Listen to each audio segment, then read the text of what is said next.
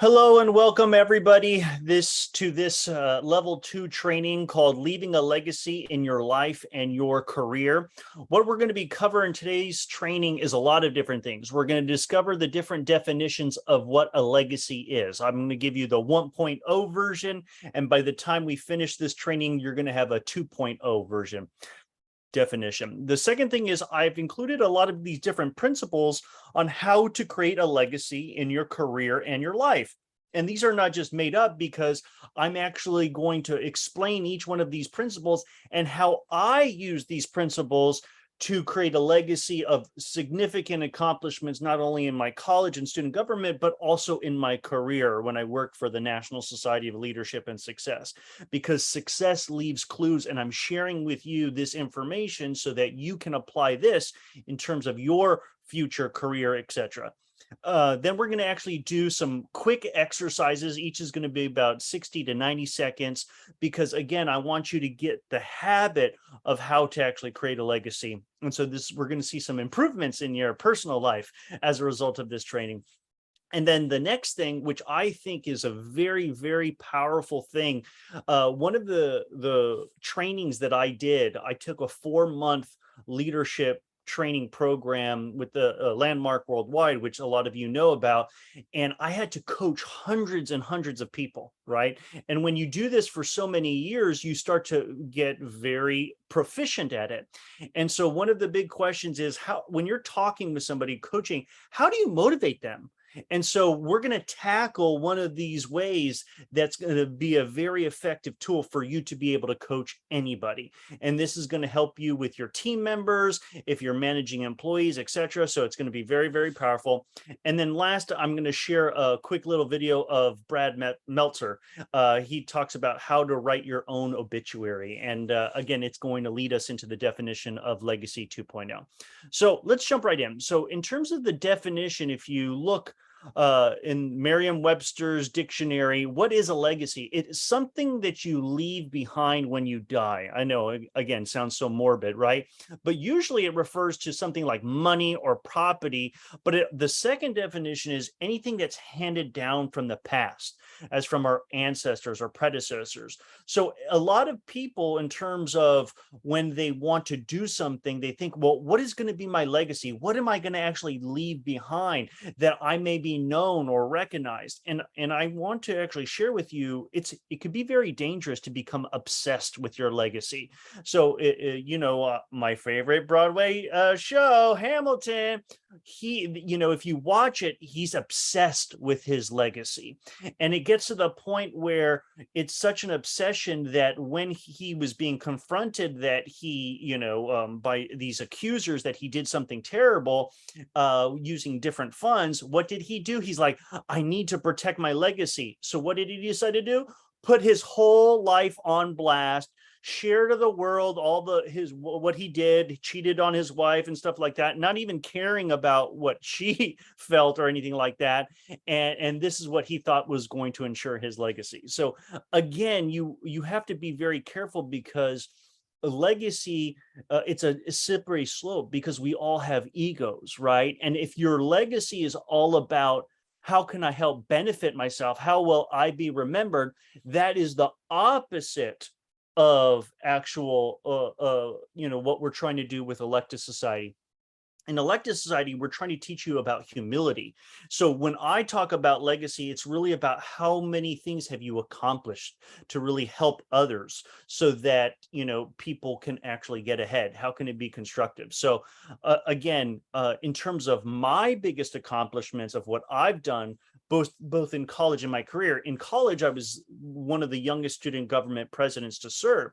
And so I'm going to be sharing with you how I did these two biggest accomplishments. One was we had a 50-minute free hour for lunch, and then I was able to expand that to 75 minutes. So right now at Queens College, students are eating, going to events, and they're like, oh my goodness, this is such a fun event. Well, that's because of the work that I did and my team in order to make that happen. And some people may know it or some people don't, but that is my legacy of something that I accomplished. And again, when I joined student government, I didn't know whether that's something I was going to accomplish. And where I'm going to share with you in this presentation and training, how I came across that and how that came to fruition. And then the second accomplishment was we had 5 student governments. I mean, we had a day student government, evening student government, non-traditional student, all these different things. And what kept happening? Empty seats, no positions filled. And so it was a really big problem. And so I really worked on solving that problem. And we were able to take these 5 governments, combine them into one, and still had all the representation, but now we doubled our budget. We could actually affect more change. We could help more students. So again, I didn't know that these were the things that I was going to work on, but I accomplished it because I followed the principles that I'm about to teach you right now. And then when it comes to my career, what was my biggest accomplishment? Well, I worked for the National Society of Leadership and Success. We helped create the largest collegiate leadership society in the country. And how did I do that? Working with different individuals, schools, interns, starting chapters. It was a monumental task. And, it was a lot of work, but we did it. We achieved goals. We broke company records in how many chapters we could start. So again, we're always kind of pushing the envelope. So again, how did I do that? I'm going to teach you the principles in here. And also I created Electus Society because again, this is an organization that's designed to help you grow and be more powerful and more influential so that you can serve other students. So let's start off with principle number 1. How do you create a legacy? Well, so you have to start off by figuring out, well, what is the problem that's going on in your organization, in your club, in your company? And again, imagine if you were in your professional environment and you were hired to join a team, or you're the new CEO coming in to this company that's floundering. You need to figure out, well, what are the problems so that we can achieve them? Now, there are 3 fundamental ways that you can actually figure out the problem. One is if you've been working at that company or working in the organization, chances are you might already know what those problems are. So you can start brainstorming and write down, hey, you know what? I think this is what we need to work on. I think this is what the solution it could be. And you just brainstorm yourself. The second thing is you can interview people, interview your bosses, interview your subordinates, interview other employees, ask, if it's in a club or organization, interview the different club leaders. What do you think is the problem that we're facing as an organization? What do you think are the solutions?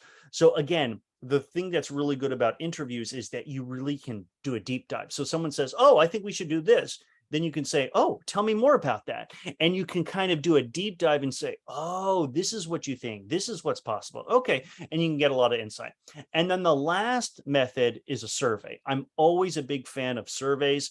Again, I don't think you have to, they're a little less personal, but again, if you're dealing with a lot of different people, whether it's student government, your company, it's hard to kind of interview so many people that a quick survey is something that's very easy and efficient to get and collect ideas. What do you think the problems are? What do you think the solutions are? So I'm actually going to give you a little bit of a warning about interviews. When I was working at NSLS and I was a team leader, and so now I had a team of 2 to 4 people to help grow the society, I interviewed them. Okay, hey, tell me what you think are the different problems or challenges that's preventing us from starting new chapters at different colleges and universities. And what was so interesting is I had 1 or 2 people tell me the same thing. Oh, I think that this is the problem. I don't think we should start chapters at schools that are private colleges. I think we should only start chapters at public schools or public colleges. Okay, that's very interesting. Well, why? It was an anecdote. Sometimes people say, hey, I had a negative experience. I had all these private schools that didn't start chapters. I had these public schools. Hey, you know what? I now believe that this is, what's happening. And guess what people do?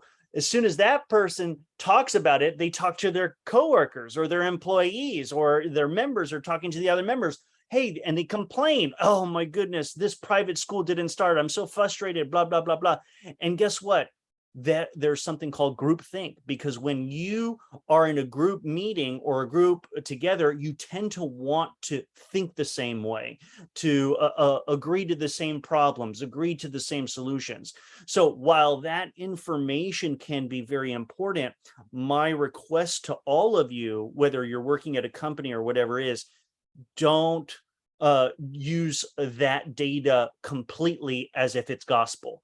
I'd rather you take it with a grain of salt and actually look at the actual data based on surveys and other things and do a deep dive on what you really think the problem is, because guess what? They could be wrong. So again, I did that with my team. Okay, I'll take that idea under consideration, but I wasn't going to give it so much heavy weight. Have you ever been with a friend or with a coworker and they're like, oh my goodness, there are so many of our customers that are upset and angry, and we need to do something. It's like a very, very big alarm. And then as a manager, I would say, okay, you're using very big language. You're saying all these people are complaining. Okay, can you tell me which are the people that complain?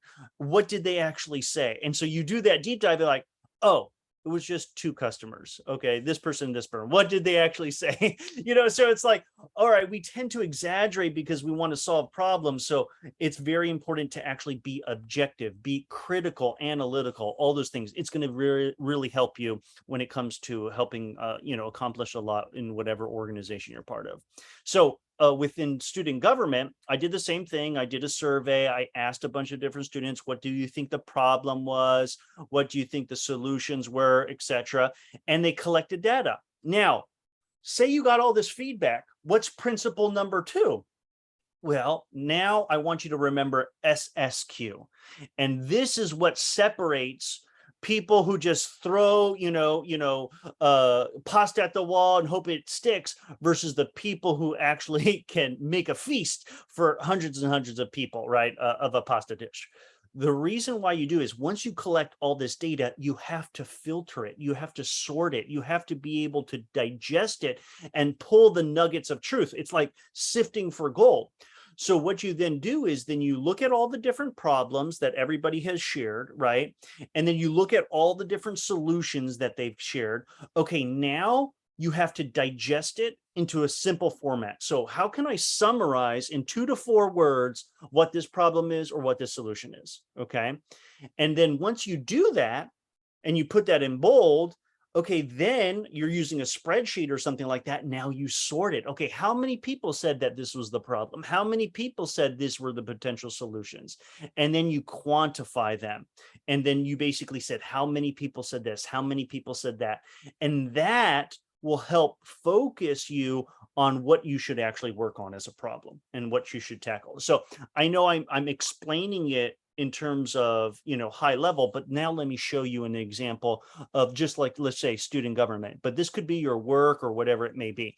So this was a school, Lehman College. They did a whole survey on asking their students, what were the different problems, what were the different solutions. And so here's what it was. I took all that data, I worked with the student president, I copied and pasted. Okay, everybody says this is the problem, here's the solutions, and I copied and pasted for all the people that said it. Now, my job was to summarize, right? That's what I shared with you. So what did I do? I read each one with the student and I said, okay, how can we summarize this in 2 to 4 words? All right, hey, what's a problem that students are facing? We don't have enough funds to pay for tuition. Okay, affordability of tuition, right? What is your solution? Tuition assistance, scholarships. So again, I would do this over and over and over again. And then once I did that, I then would have to summarize and sort, right? So then I'd sort it alphabetically, and then I would try to see, okay, do some of these repeat? Could I kind of combine others to others? And then I start to see a pattern. Oh, okay, a lot of people are saying this, a lot of people are saying that. And so again, some of the problems, students need access to resources. Some of them we're doing with resources with different departments, but do you see how I'm trying to like collate it all together for this data? And then once you actually have it, then look at the bottom, I quantified it, right? How many people said that the biggest problem was access to resources? 5 people. How many people said tuition was a big problem? 5 people. Okay, mental health, engagement. And guess what? 2 students basically said, we need to really work on stipends, okay? And then that then becomes, all right, and of all the issues I'm going to work on as a whole entire student government or whatever organization, let's choose a maximum of 5 priorities, and that's what we focus on. Okay. And I'll just give you the success story. this student president was able, who's also an elected society member, was able to have significant accomplishments for his academic year and was able to successfully get stipends for the student government. And it was a big victory. So again, that's what's possible if you do this activity. So the next thing is just how I showed you, you could do that in student government. That's what I did when it came to the National Society of Leadership and Success. What did I do? I interviewed all the different individuals, but then what I took myself upon to do is I went back for the last year or two and I looked at all the different notes of why didn't a chapter start for this organization. And what you will notice, there was actually multiple reasons. And then I would interview the person who's responsible for trying to get that chapter started. What was the primary reason? What was the secondary reason? And then I sorted them, right? And figured out what were all the different, reasons. I summarized it in 2 to 4 words. I then sorted it, and then I quantified it. And guess what we discovered? Okay. The number one reason why chapters didn't start from students who were hired as interns to start a chapter at their school was time management. Whoa, mind blown. We thought it could have been something else. Remember I was interviewing people and they basically said, oh, we just can't start at private schools, blah, blah, blah. No, it was time management. Then the next one was admin challenges, right? There were some administrators that had questions or concerns and we weren't able to overcome them. Some people graduated, right?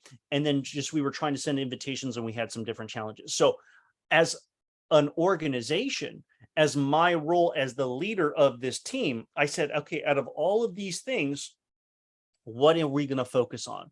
And so I chose like 2 as my priority. Okay, I'm going to say, I think it was maybe 3. We tried to reduce or try to increase hiring lower class standing students so that they could complete the internship. But what did we do at the first retreat of training? We had a time management training that we created that a lot of you attended with, biggest challenge leaders face and mastering success habits. And we did this exercise and we would ask them, hey, do you have the time for this internship? If not, quit before we actually get started, because we don't want to waste all this time and energy if you don't have the time. And we had students self-select out, and that didn't hurt our numbers because we then only had the best that had the time. The second was admin challenges. And so when we basically said, what can we do differently? Maybe we could do a better job at preparing the students to handle the questions and concerns coming from administrators. So what did we do? We increased the amount of training, how to handle those questions and challenges, and we spent more time. And then right before that student was about to meet with the administrator, I would then do a training right again as a refresher right before. Hey, let's practice. This is what will happen. This is what they'll say. How do you answer this question? And they were able to do that. And because we did all of these things, guess what? We were able to break company records with chapter starts from the year before. And we kept increasing because we kept using the data and figuring out what can we do differently. So again, this is not rocket science. All of you can do this, but notice how I'm teaching you to take it out of the emotional, take it out of, oh, this person said this, that really feels right. It's actually being much more objective, much more analytical, much more conscientious, right? And then that's where you focus your time, energy, and effort on. And so what most people do, whether they're hired for a different position or in a club or organization, they just respond to what's happening, right? So I use this analogy. If you don't have priorities, if you don't have these goals and things like that you're focusing on, then you're going to react. Like if you were trying to chop down a bunch of trees for firewood, so that you can keep your house warm and show some accomplishment. Well, guess what people do? They chop this tree and then they get distracted and then they chop this tree and they're trying to trap all these trees. But guess what? All you have is a bunched up, messed up trees and a whole forest full of them. However, if you would have just stayed very, very focused and said, I'm not going to worry about all these trees. I have to figure out which is the most important tree that I need to chop up that will provide me the most firewood. And boom, I'm just going to go after that one. Okay. And guess what happens? You now have 5 logs versus the other people who have 10 or 15, chopping of different wood, but no logs to show for it. So this is what actually separates you from the people who try to get stuff accomplished and the people that actually get a lot accomplished. Okay. So the next thing is principle number 3. So we've identified the problems, right? We then, principle number 2 was we summarized it, quantified it, and and basically prioritized it. Now we're going to create SMART goals. So I'm already assuming that a lot of you already know what SMART goals are. If you're not familiar with it, it stands for different types of goals that have all these components to make sure that you achieve it. So sometimes people say, I have a SMART goal. I want to lose weight. Well, guess what? Are they going to lose weight? No, they're not. Why? It's because they haven't turned it into something that's SMART as a goal. It's not very specific. Losing weight is a very general term. Can you measure whether you're going to achieve your goal or not? Yes, you could kind of measure if you're losing weight, but how much weight are you going to lose? Some people, I'm going to use 30 pounds in 1 month. Like, based on, if you talk with a lot of different people, that's a lot of weight in such a short amount of period of time. Is that even achievable? Or is that even realistic? And then lastly, is it time bound? Like, do you have a specific deadline of when you want to accomplish it? So the difference between a regular goal, I want to lose weight, versus a SMART goal is, I would like to lose 10 pounds, in 3 months by December 1st or whatever it might be. That's specific. You can measure it, whether you achieved it or not. It's realistic. You could, lose a couple of pounds, 1 pound per week or something like that. If you monitor your diet and exercise, totally realistic. You are now going to be more likely to achieve your goal. So you have to create SMART goals. You have to create milestones, and then you have to create action steps. So, okay, so now that we have goals, milestones are just, if you were running a marathon, every how do you know whether you're actually moving forward in the marathon is you have milestones. Every mile, it's like, hey, congratulations, you're up to mile 1. Hey, congratulations, you're up to mile 2. It's just a way to actually determine, are you on track with your goal? Because if, for example, if you've been in a marathon and it's basically 5 miles and you've been walking and, it's already been 20 minutes and you haven't even reached mile 1 and your goal was to finish the race in 2 hours, like, wow, you have only 1 hour left and you've only done 1 mile. It's like, what have you been doing? Maybe you've been drinking out the water fountain too much, talking too much, right? The milestones help you gauge that. So whatever goal you do, you have to figure out what are the midpoints or the times that I can say that I'm on track with my goal. And then you have your action steps, your to-do list, all the little things that you need to do accomplish. So right now, I want you to do a quick 90-second exercise with me. I would like you to pull out a piece of paper. Even if it's not a paper, you can, pull up a Microsoft Word document or whatever, a Google Word doc. And I want you to just write down, let's tackle one area of your life where you could actually make a positive difference. So I use this example of your personal life. So, your personal life is very expansive. You have your health, your mental, physical, some exercise, nutrition, your wealth, etc., all these different areas. What would be some problems that you're currently experiencing in that area of your life? Or, and put it in other words, what is some kind of want that you have for that area of life? And I actually did this exercise in preparation for this training so that you can actually see I'm leading by example. So I did it for myself. So in terms of the health, like I wrote down, I want to eat healthier. I want to eat more plant protein for mental. I want to read more and faster for physical. I just don't do enough stretching. I do weightlifting, but not enough stretching, not enough cardio. In terms of nutrition, I do want to eat more veggies. Right. In terms of wealth, I want to save some more gold coins as part of preserving my wealth. Spiritually, I want to meditate longer than I have been meditating. For friendships, I don't spend enough time with friends. Family, I don't spend enough time with family. Partner, I don't spend enough date times with my wife. Now, again, I put is I don't, but you could say I want. I want to spend more time with my wife. I want to spend more time with my family. So take 90 seconds. I'm going to put my alarm clock right now, and you just choose for all these different areas, what is it that you want to work on? problems or wants with all these different areas. Okay, you don't have to do all of them. This is just a brainstorm session. I'm not going to force you to work on all of these. Trust me. Okay, so take 90 seconds, go.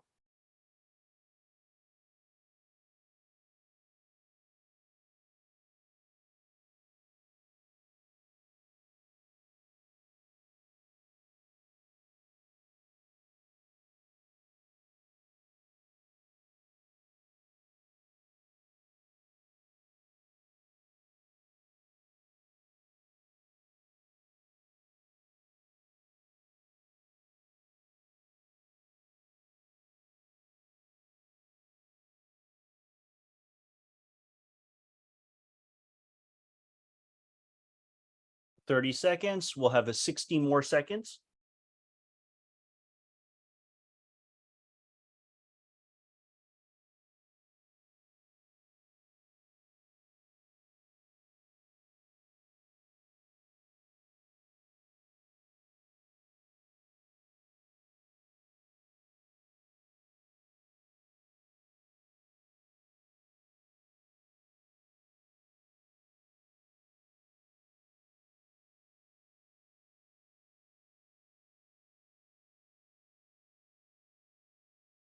Thirty more seconds.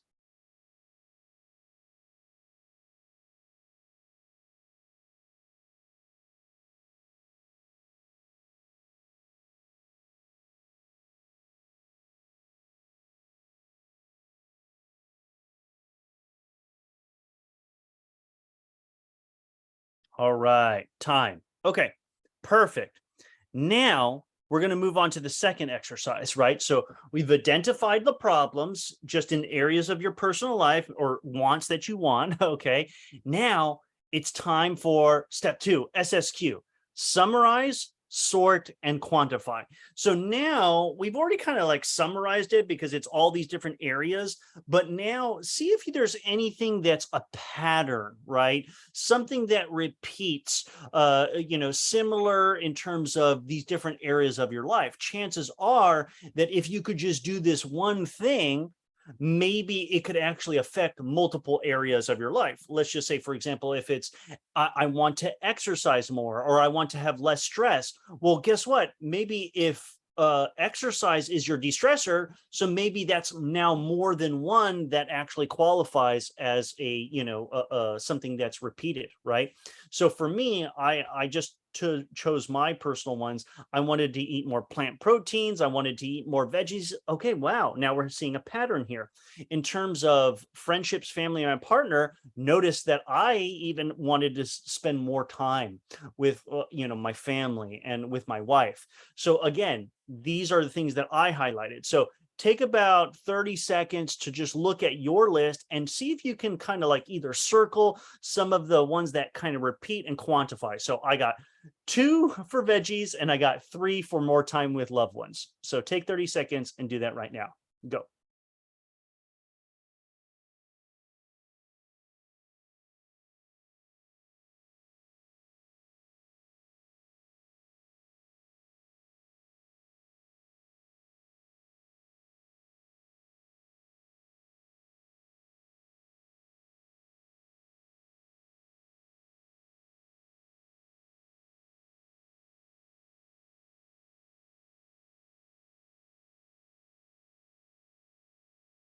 Okay, that should be 30 seconds. Right now, we've identified the problems. We've now kind of sorted it. We've kind of quantified it. Now it's time to do principle number 3. Okay. Well, this is how I sorted it as just my 2 of them, my priorities out of all of this for my personal life. I'm going to eat more veggies and plant protein. I'm going to spend more time with my loved ones. Now, comes the SMART goals. Okay, how do we turn these problems or wants into actually specific SMART goals that will be achievable, that are very specific and measurable whether I do it or not. So for my first one, for eat more veggies, my SMART goal is I'm going to eat a sprouted lentil salad 2 times a week up until a month from now, which is November 4th. Okay. Now, for those of you who don't know what a sprouted lentil salad is, lentils, as you know, those little legumes, they can be green or brown, but you can soak them in water overnight, and then you put them in a strainer, and then you keep a wet paper towel over them, and you just water them every day. And guess what? They start to sprout. And you mix that with like some apples, onions, olive oil, lemon, garlic and onion and salt, and it's delicious. Okay. And so now I'm eating this lentil salad, but it's full of protein. The protein enhances with the sprouts. So again, that's part of my goal. But you can have your own goal, right? Your own SMART goal. In terms of spending more time with loved ones, with my wife, I want to have a date night or family night every Friday night until November 4th, which is a month from now. And if you're thinking like, hey, Tim, what should I have as a deadline date for this SMART goals that I'm going to create right now? I kind of recommend use something like a month from now, because it's just a very easy and simple to do. So why don't you take, I give you another 60 to 90 seconds to create SMART goals with both of your priorities, either one priority or two priorities that you've chosen. Okay. Take 90 seconds right now. Go.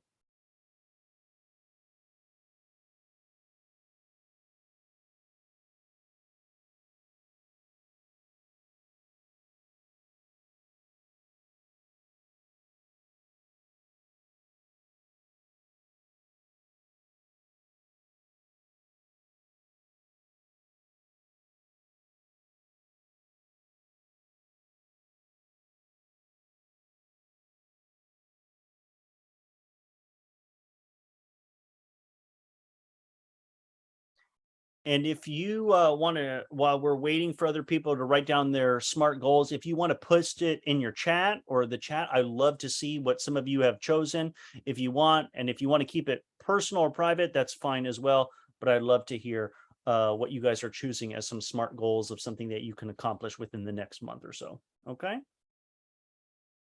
30 more seconds.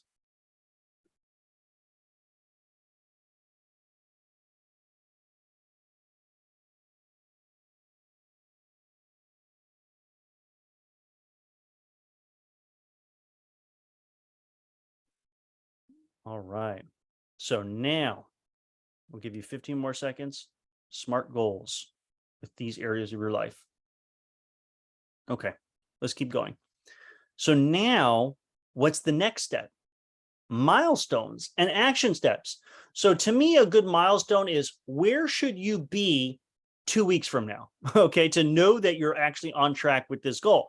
So for me, in my two examples, right, I just used the one example right here with eating more veggies because I didn't want to kind of share slides again and again. I just wanted you to actually give you an example so that you would know how to do it.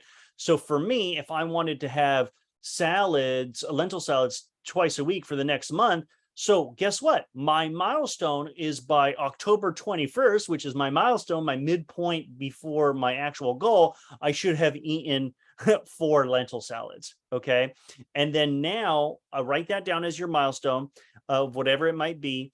And then for the action steps, what are all the baby steps that you can take that in order to make that happen? Well, I need to actually make the lentil salad. I need to actually buy all the ingredients in order to make that lentil salad. I have to go to the grocery store, all this stuff, whatever it may be. So take another 90 seconds right now for, either this goal that you have or both goals SMART goals that you have. Write down what is the milestone, and then what are all the action steps in order to achieve that goal. Take 90 seconds right now. Go.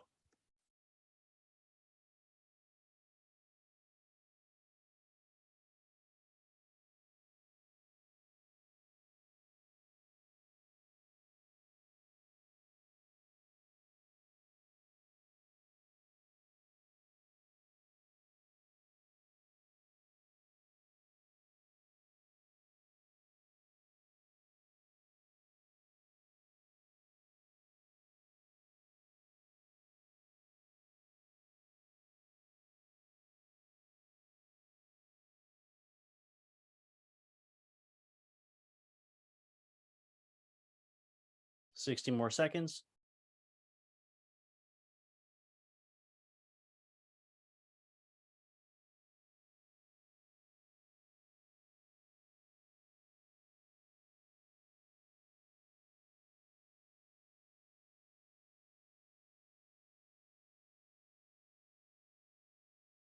30 more seconds.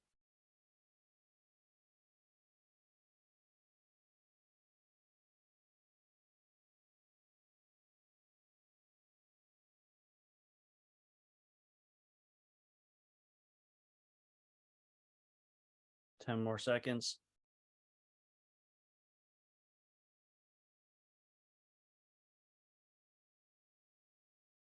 All right, time. All right, now we're making some progress. So we got a SMART goal by now, with one area of your personal life where you would like to make some kind of accomplishment. We have a certain date by which you're going to complete it. We have a milestone, like a midpoint, right, to make sure that we're on track with our goal. And then all the different action steps that you need to take in order to get you towards that goal. So what becomes the next principle? All right, principle number 4, schedule the milestones and action steps in your calendar. Now, again, this principle is something that is called in the professional world project management. Okay. So I always find it so funny that there are so many softwares out there like, we're going to help you actually do project management so that you can actually accomplish so much more to keep track of all your deadlines and your action steps and all these other things. I'm like, I'm old school. All I need is a calendar and a to-do list, and I got my milestones and action steps. You know, just put it on the calendar, and boom, that's your project management system. I've run live national broadcast using spreadsheets and calendar, and I had everything that I needed to do that, you know, with a live and video audience of 50,000 people, and I didn't make any mistakes, you know, all because of just my project management experience. This is the skill of project management.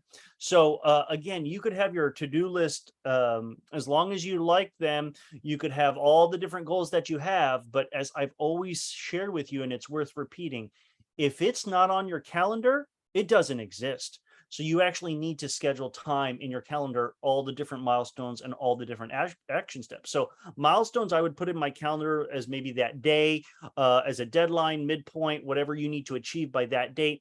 And then action steps, blocking off time in your calendar of when are you going to take those action steps. So prior to this training, I did it myself. So I chose a day. So this October 9th, if you look around 5 p.m., I actually on Sunday evening, I'm going to do my meal prep. And notice I put lentil salad and more because I don't want to just do lentil salad. I want to prep other meals as well. So now it's in existence. It's on my calendar. I've created it. Now it's more likely to happen. And I made that as a recurring event up until November 4th, right? Now, the next thing was spend time with family, right? I had my SMART goal, you know, do 4 hangouts every Friday. So Friday, October 14th, I put date night / family night so that I gave both options and I blocked out that time. So right now, if I had a friend call me or request, hey, Tim, can we hang out right now? I'd be, or on Friday, I would say, no, I have plans, even though I haven't even talked with my wife or you know, my family. It's like, that time is reserved because that's what's going to make me more likely to actually get that accomplished. So if you use Google Calendar, if you have a hand calendar, I want you to actually take 90 seconds right now and put it into existence. Put whatever action steps that you need to have in order to accomplish that goal, put it on your calendar. Do it right now. So I'll give you 90 seconds. Go.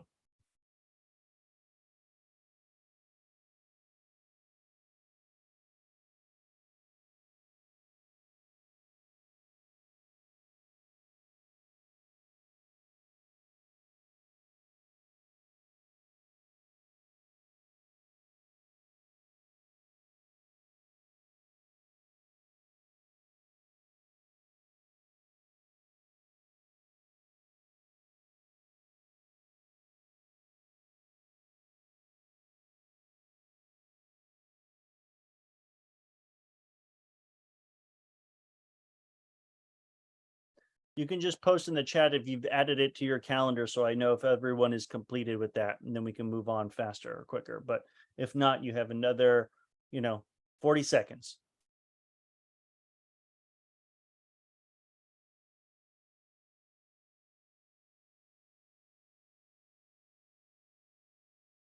For all of you who thought, oh, I'm just going to listen to Tim do a training, he's like, no, we're actually going to do stuff. This is a workshop. training session, right? So we're going to actually put into action what we're learning. All right, 15 more seconds.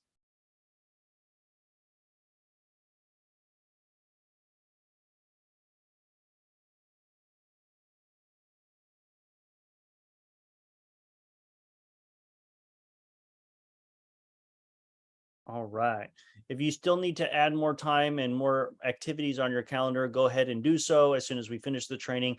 But that's what's going to increase the likelihood of you actually getting that completed task done and accomplishing your goals. So, what's principle number 5? Now, remember at the beginning of this training, I promised you some techniques that will really help you motivate you, not only yourself, but other people.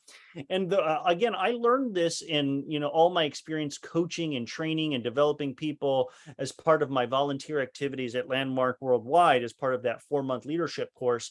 In terms of motivating people, people already know what they need to do. I want to lose weight. I know that I want to lose weight. I know how I need to lose weight. I need to eat less calories. I need to exercise. But the problem is people are just not motivated, right? I don't feel like getting up and going to, the gym. I don't feel like, I just hungry right now. I just want to eat and feel satiated. I don't want to worry about calories or anything like that. So what is the real secret to actually motivate people? And I've done this and I've learned this in coaching all the time is people have 2 different pathways and they need to actually be very crystal clear on what that pathway is going to be and feel like if they don't do anything. So, for example, if I was coaching somebody on trying to lose weight, right? Okay, right now, what are you doing? Right now, what are your habits? Oh, well, I love to eat pizza. I love to eat pasta. I'm currently waking up and I'm jumping into work. Well, what's going to happen? What is your future if you don't do anything, right? If you continue doing what you're going to do, you're like, well, I'm probably just going to, continue to gain weight. All right, well, tell me, what will that look like? How big is your waist right now? How much more will it be? Okay, what does it feel like when you've actually gained more weight? Well, what does that look like? How does it feel like? Okay, well, describe it to me. Well, my face is going to be bloated. My pants won't fit, right? I'm not going to have less energy. You're getting them to describe this future of what they don't really want, right? And once they get clear on it, is they can actually see it almost like they're watching a movie of themselves of what's going to happen. Ultimately, it's probably an ugly picture. It's something they definitely don't want. Then you ask them, okay, then what's going to happen? Then what's going to happen? You just keep going down this, and then you probably get to the point you're like, well, I'm just going to get sick and die. Okay, maybe you've gone too far, right? But now you just ask them, is that what you want? Okay. And the answer most often is no, that's not what I want. Okay, well, what is your now we go back to the positive. Okay, now what is your ideal future? What is it that you want? Well, I want to lose weight. Okay, I got it. Well, what would it be like if you actually lost weight? How would that make you feel, right? If you're on the beach, okay, what would happen? What would people say to you? What would your wife say? What would your husband say? All these other things. And so all you're doing is asking them questions to actually make that reality come to life. And now they're excited about it. Now they're motivated by it. And so then what you do is once they figure it out, and now they have a clear picture of what they don't want, and now they have a clear picture of what they do want, well, guess what? Okay, now you then ask, okay, what action steps do you need to take in order to get you to that? Well, I need to do X, Y, and Z. All right. Will you do it? When will you do it by? Boom, that's it. So again, coaching in terms of motivating people doesn't take a lot. It just takes some patience, some digging to actually visualize the worst case scenario and then the best case scenario. Now, some coaches just want to jump to the best case scenario. No, you got to get very clear with how ugly that what's going to happen if you just continue doing what you're doing. And again, I just use the example of like health and losing weight, but you can fit in whatever topic this would be. What would happen if you don't, what are you doing right now? Not hitting your goals with the company that you're going to have. Now, what's going to happen if you actually don't hit your goal? Well, I'm probably going to get written up. Okay, then what's going to happen once you get written up? What is your boss going to think? How are you going to feel about yourself? Okay, what if you continue doing that and low performing? And it's like, okay, then I'm going to get fired. All right. Now, is that what you want? No. Okay, what do you want? Oh, well, I want to hit my goal. All right. Well, what would that mean? What would that feel like? What would you do?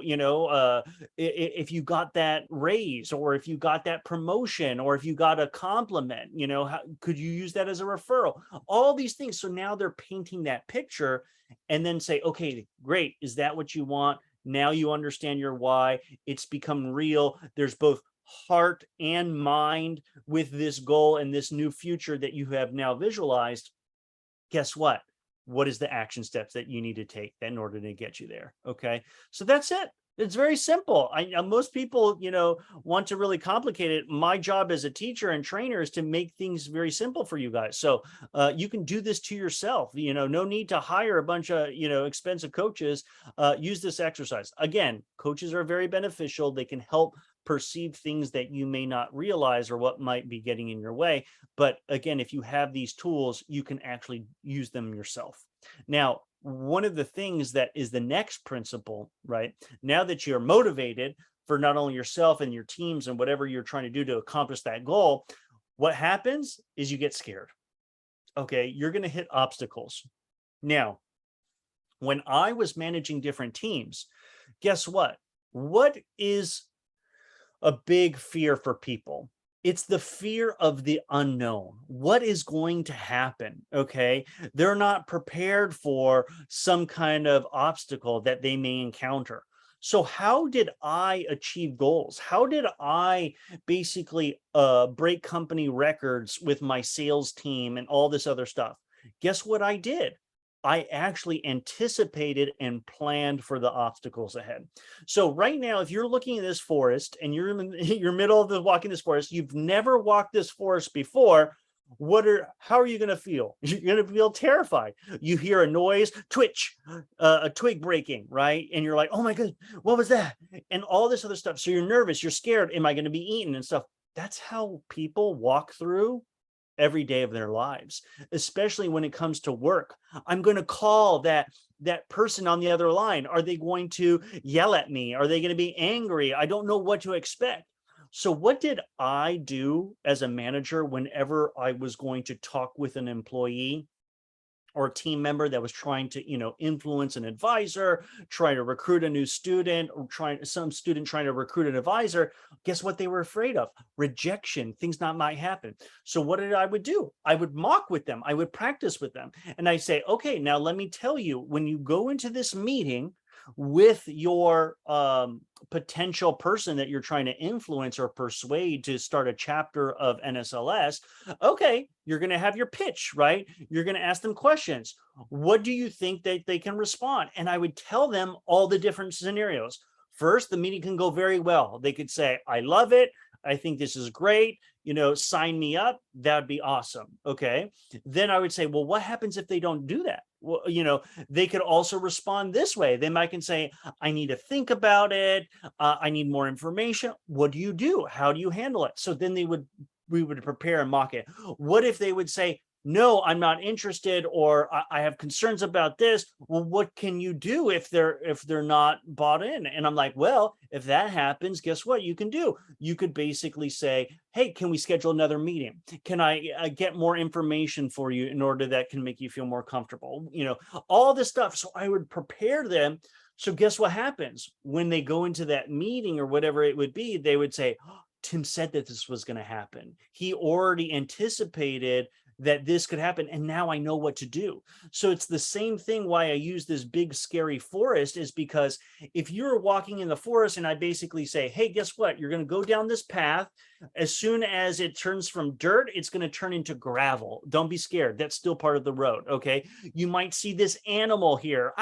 Don't worry, it's a little let's just say it's a ferret, or it's a little deer. Okay, they're not going to harm you, they're more scared of you than them. So again, that's the type of creatures in the forest. What if there is something scary like a brown bear? Don't worry, pick your hands up, walk slowly away, make some noise, all these other things. So now they're trained whenever they encounter this forest. Oh, Tim said I was going to do that. So again, this is how you can actually anticipate, plan your next moves, whatever it is that you're working on, trying to influence, whatever it may be. This is what separates the people who get stuff done and the people who don't. And again, we were very successful in doing that. And then we have only 2 more principles left, and then I'm going to show you a clip of video of something. Principle number 7 is always keep reflecting on your outcomes of your goals, milestones, and action steps. See, guess what? You could have a plan, you can have action steps, but guess what? You need to tweak them. You need to make changes along the process. So whenever I was actually in student government or clubs and organizations, whenever we would have an event, I would say, I'd gather all the team leaders of who helped make this event plan possible, and we would have an evaluation meeting. Okay, hey, how did that meeting go? How did that event go? Did it go well? What was really awesome? What did we do very well? What were some of the problems? All right, what can we do differently to prevent those problems from happening? If you just have a kind of growth mindset that obstacles and challenges are going to happen and you're just going to get better, guess what? It takes out the sting of your team members and everything like that, worrying about failing. It's just like, okay, no, we're just constantly improving and we're going to do a better job next time. And guess what? You're learning, you're teaching, and the other members are learning from that as well. And you lead by example. Okay. The last principle is be humble and train and transition to continue your legacy. So remember, going back to the student government example, I had 5 different goals when I wanted to be part of different student, when I was president of the student government. I wanted to, expand the free hour. I wanted to unite the 5 student governments. But guess what? We also had a problem with the food service. And I really worked, and I spent so much time working on that food service. And guess what? We had some accomplishments.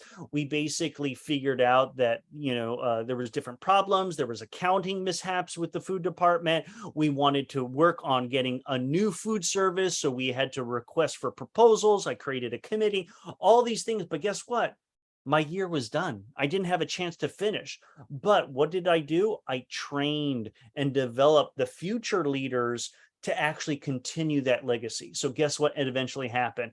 It wasn't in my academic year, but 2 years later, okay, not the next one, but the following, we got a new food service, right? Now, you would say, well, guess what? I didn't get to see that accomplishment, but I set the seeds. That's what the legacy is about. It's about accomplishing something that you can pass on so that other people can continue that torch and carry that torch and make a positive change. And the other reason why I put this whole idea of being humble is because remember how when I was talking about that example, when I was working at NSLS and our goal was to start as many chapters as possible. And I showed you all those different ways that we could actually make changes. I didn't do that on my own. I had a whole team of people. And even though I thought, hey, you know what? This is what I would do in order to achieve this goal, I would always ask the team members, what do you think about these ideas? Do you have any other ideas? Because as long as we hit the goal, I don't care. If the idea works, it works. Test it out. Don't be afraid of failure. Try it out, because they were all committed to the goal, not necessarily the process. I said, this is what I would do, and then, but do whatever you think is best. Trust your higher self, trust your gut, trust your instinct. And guess what happened? Because I had that management style, okay, I know that we were able to accomplish a lot of different things. Now, I have to confess, I wasn't always that way. Remember, I used to be a perfectionist, kind of curmudgeon. If you didn't do it my way, that's the perfect way. I achieved these results. That's how it's worked for me. It's going to work for you. And I tried to micromanage. I tried to force people to do it what I want to do. And guess what? I for one team member, we didn't hit our goal. And so it was very humbling experience that I had to learn. I'm like, no, I need help. I need other people. I don't have all the ideas. I don't have all the solutions. So one of my team members, once I actually learned how to be a better manager, I basically asked them what ideas that they had. And he's like, Tim, instead of us constantly trying to train students to prepare for these admin meetings, why don't I just go directly to the admin and, try to sell and persuade them to adopt the program without even the student, because that would save me so much more time. And then I'm like, oh, wait a minute, but that doesn't give the student the opportunity to train and develop them. They would kind of there's always going to be pros and cons. And so guess what I said? You know what? Test it out. Let's see how it works. If it works, great. If it doesn't work, guess what? We learn from it. Guess what happened? We broke another company record. So based upon all these different changes we made, we broke a company record. And then once we implemented that solution, we went even higher and broke the previous record. So again, I'm sharing you from personal experience. When you are humble and you recognize that you don't have all the answers, and you have a team of people that you're committed to the goal, and you train them to the best of your ability, but you allow them to test and try out their own way, guess what? Amazing things can happen. So that's pretty much it of all the 8 principles. So I wanted to conclude with sharing a cute little video. This is a story by a famous author, Brad Meltzer. I met with him with the National Society of Leadership and Success. He was a guest speaker, and again, he was voted as like the #1 speaker because people just loved his story and message. Again, he had a TED Talk. It was about 20 minutes. I'm not going to show the whole video. I'm just going to show like the first 5 minutes just so that you can get a taste of it. But then in the recording, I will include the link to the entire video for you to watch it. But but the whole point of legacy is that you start small, you plant that little seed, but guess what happens? You're going to see a tree grow, right? And that's all because of the work that you've done to make that happen. So let's take 5 minutes or so and let's watch this video, and then that will lead us to our Legacy 2.0. So let me get it started. Most people never get to read their own obituary. It's hard to read when you're dead, right? But I got to read mine, and here's what it said. It said, Brad Meltzer, a versatile Brooklyn-born novelist who spun a childhood passion for comic books and a prosecutor's zeal for research into a string of best-selling thrillers, died yesterday at his home. He was 40 years old. Right? So how'd I get to read my own obituary? A few years ago, I was working with a group that helped save the house where Superman, the character Superman, was created. And when a reporter for the Wall Street Journal was asking me about it, he said to me, you know, Brad, this is going to be in your obituary. My first thought was, thank you for so clearly contemplating my death, right? But it was a crazy question. What would be in my obituary? It haunted me. It haunted me so much that I called back the reporter a year later, and I said to him, I want to hire you for a project. I want you to write my obituary. And he did. You saw what it said, that I write thrillers, that I like research. What I also said, and I missed it when I first read it because it was in the body of the email, it said that he got called on to another story, and as a result, he didn't have time to actually finish my entire obituary. So as I scroll down to the bottom of my own obituary, which is really all I care about, it ends with this sentence, and I'm not making this up, just 3 words. He was a, right? That's it. He was a. Cut off mid-sentence. It's a perfect metaphor, right? He was a. What was I? Was I good? Was I bad? Did I matter? Did I achieve greatness? What was I? And I know so many of you are now doing what I did in that moment. You're wondering what would be in your obituary. When you die, how will you be remembered? And that's what we're going to do here tonight. We're going to answer that question. How are you going to be remembered? But to answer it, I want you have to figure out who's going to remember you. Because you figure out who will remember you, and you'll know how you're going to be remembered. But before we do that, let me challenge you. I want you to separate all the things that you do for yourself from the things you do for other people.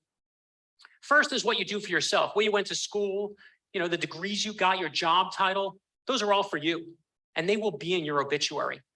But ironically, they'll be the first things forgotten. Your resume fades with you. Your job title, gone.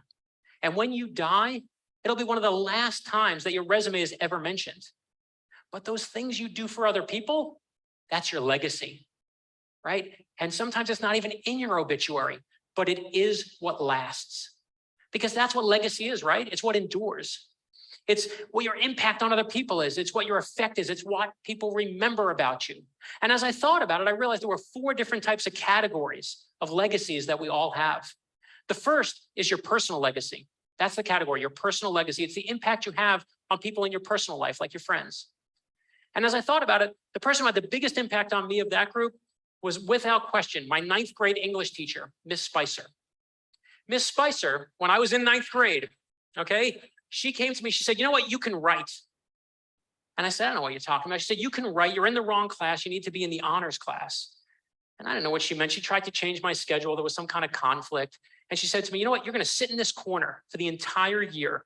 You're going to ignore everything I do at the blackboard. You're going to sit here and do the honors work, ignore every homework assignment I give, ignore everything I say. And what she was really saying to me was, you're going to thank me later. And sure enough, when my first novel came out, I went back to Miss Spicer's classroom and I knocked on the door and she's like, you know, can I help you? And she didn't know who I was. Last time she saw me, I had a full head of hair, right? God bless junior high. And when I walked in, I said, my name is Brad Meltzer. And this novel I wrote, it's for you. And she starts crying. And I said to her, why are you crying? She said, you know, I was going to retire this year because I thought I wasn't having an impact anymore. I said, are you kidding me? You have 30 students. We have 1 teacher. And as I thought about this woman, the first person who ever told me I can write, she had no idea of her impact, no concept of her legacy, right? Even with something so important, sometimes we don't even know what our legacy is. We have no clue whatsoever. And it just shook me. And as I thought about it, I just was like, how is Miss Spicer do that? You know, because God knows what we leave behind if you don't know your own legacy. A few years ago, I was at my high school reunion. And this woman who I remember is this really nice, sweet woman comes up to me. She says, Brad Meltzer, you know what I remember about you? When we were playing ball one time, I dropped the ball and you yelled at me. And I had no memory of the story. I didn't doubt the story's, you know, the truthfulness of it. And I just felt about 2 inches tall because as the next 15 minutes, I sat there apologizing to this woman. And as I thought about those legacies right there, right, the impact that my teacher had on me, my impact on this woman, I realized the next category of legacy that we all have. And it's your family legacy. It's a legacy you have on your family members. For me, without a question, the number 1 person who has impacted my life was my mother, Terry Meltzer. My mom died a few years ago from breast cancer. But before she died, I was up at Borders headquarters when Borders was still around, their headquarters in Ann Arbor, Michigan. And the head of sales for Borders said to me, Brad, guess where your books sell more than anywhere else? Straight sales, not even per capita. I said, I don't know, New York City, 8 million New Yorkers in one place. No. Washington, D.C., I write thrillers about the White House. No. The number 1 place where my book sold was the Boca Raton, Florida Borders, 1 mile from the furniture store where my mother used to work. That means my mother single-handedly beat 8 million New Yorkers, right? God bless her, right? That's awesome. But here's the crazy part. The crazy part is her legacy is that insane love she has for me, right? It is the foundation of all my confidence in everything I am. And when I think about it, that's really, now you know the first 2 categories of legacy. There's your family legacy and there's your personal legacy. But also about my mom, that story, it's not about selling books, right? It's about her love for me. And that story, it isn't even in her obituary. And I know because I wrote her obituary and I didn't put it in there. But again, what a legacy. All right. Very powerful stuff. I hope you guys enjoyed that little clip. And again, I will share with you what the whole video clip when we have a chance. So again, just to conclude with this presentation, to me, legacy definition 2.0 is how have you actually helped somebody? how have you made a positive difference in that person's life? And again, I could go back and think about all the different accomplishments I've had, breaking sales when I'm interviewing or talking with different people and tell me, hey, Tim, what have you accomplished? The stories that are not actually shared during that interview, but will be shared amongst my coworkers and colleagues and team members is, oh my goodness, do you remember that time that Tim empowered me, right? I was having a difficult time. I was able to, he coached me, empowered me. And guess what? I now have the ability to be more assertive. I have the ability to now confront those bullies, that was at my job. I was able to be a better person, a better employee, a better manager, all those other things. So again, that's what I'm actually most proud of. So again, I just wanted to share that with all of you and have just a kind of quick discussion. Does anybody want to share what is the thing that you believe that you've positively impacted other people's lives? Because I like to give you recognition for that. And while you're thinking about like, okay, what have I done to really positively impact that person's life? Think about your friends. Think about your family. I was able to take care of my grandparents, at the end of their lives. And, I dedicated my life to taking care of them. And my grandmother always said, the only thing that you leave behind is your influence. What a powerful message that my grandmother gave me. And I just know that, somewhere in heaven, she's appreciated for all the things that I've done for her and for my grandfather. And I'm just so glad to have been part of their lives and be able to help that because they helped me.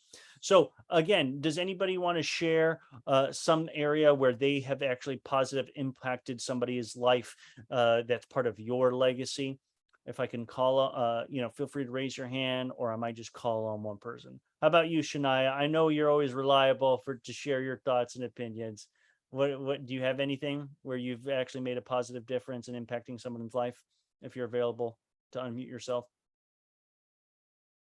What about, okay, so you might not be available. All right. What about you, Susan? Do you have an opportunity to share? Where do you think you've seen how you have been able to impact other people's lives? I just recently figured out, well, I knew, but I didn't really understand it until just recently. But I saved my boyfriend's life when he had a massive stroke last April. I was Wow. the one that called for the ambulance and got him the help. Wow. And that if that wasn't for you, what, he wouldn't have made it, right? Right. Wow. Now, and again, just think about that. Every single interaction, every time that you meet with a person, how are you positively impacting their lives? And I think that, your boyfriend can be very, very grateful that you were there and were able to help them. So thank you for sharing that very personal story. I really appreciate it. So again, that's how I want to end this presentation. Your legacy is about helping other people, right? How have you helped somebody else today? And so let's just kind of recap. There are 8 principles to create a legacy. You identify the problems. Again, there's 3 different ways. You can interview people, you can write it out yourself and think about what your solutions are, or you can survey people. The big key is once you have all this data is to summarize it, right? Sort it, right? And then quantify it. And that helps helps you focus on what things are going to be your priorities. And you're not going to try to accomplish everything. Don't try to accomplish 10 different things or 10 priorities. You know what? Guess what? Otherwise, you're just trying to cut down a whole entire forest when you should just focus on a couple of trees, and then you'll actually have wood to keep you warm in the fire at night. Then you have to create SMART goals and have milestones and action steps. You schedule those in your calendar. If it's not there, it doesn't exist. And motivate yourself, motivate others. What's going to happen if you don't achieve that goal? What's that worst case scenario? What's the best case scenario of what happens? Get in touch with those thoughts, feelings, and you'll actually have the stamina to move forward. Anticipate and plan for obstacles. That's why the different military, Navy SEALs, all these individuals, why are they so good at conquering their adversaries, for accomplishing their mission, is because they train over and over again, and they're prepared for every situation, every different scenario, so that when it happens, it becomes like second nature. Reflect as you're moving through those action steps and milestones and getting towards your goal. What can you tweak? What can you do differently? And then lastly, be humble, right? And then train the future leaders, because again, if you try to focus on doing it all yourself, all alone, you're not going to have as much accomplishment as if you actually be humble, learn that you don't have all the answers, you have one perspective, and you allow people to actually come up with other ideas. And then you agree, you focus on it, allow for testing and things like that. And whatever you can't finish, they'll be able to accomplish and finish. So thank you guys so much. I really appreciate it. If you have any questions, let me know. I'll take any questions right now if you have anything. Otherwise, please go and fill out the post assessment. So I'm going to post it in the chat right here. Here is the post assessment. And I'd love to have your feedback on this training, what we could do different. Does anybody have any questions? Any other final comments or thoughts before we close out the training? All right.